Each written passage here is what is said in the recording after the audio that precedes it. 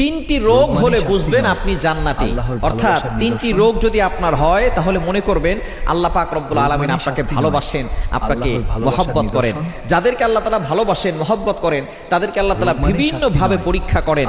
তার ভিতরে একটা পরীক্ষা হচ্ছে অসুস্থতার নিয়ামত দিয়ে আল্লাহ তাআলা পরীক্ষা করেন। মনে রাখবেন, সুস্থতাও আল্লাহর নিয়ামত, অসুস্থতাও আল্লাহর নিয়ামত। আমরা অসুস্থ হয়ে গেলে অনেক সময় আল্লাহকে অভিযোগ করে বসে, আল্লাহ আমার কি দোষ ছিল? কত মানুষ সুদ খায়, ঘুষ খায়, তার কোনো সমস্যা হয় না, আল্লাহ তুমি শুধু আমাকে দেখো, খবরদার এরকম অভিযোগ করবেন না। সুতরাং অসুস্থ হলে তিনটি রোগ যদি আপনার হয়, মনে করবেন যে আল্লাহ আপনাকে ভালোবাসে এবং আল্লাহ আপনাকে জান্নাত দিতে চাচ্ছেন। এক নাম্বার হচ্ছে যদি জ্বর হয়। জ্বর ঠান্ডা আমাদের অনেকেরই হয়। একবার নবীজি সাল্লাল্লাহু আলাইহি সাল্লামের জামানায় কয়েকজন সাহাবী বসা, নবী সাল্লাল্লাহু বলতেছেন, একজন সাহাবী বলতেছেন আমার খুব জ্বর হয়েছে, অনেক সাহাবী বলতেছেন আমারও জ্বর হয়।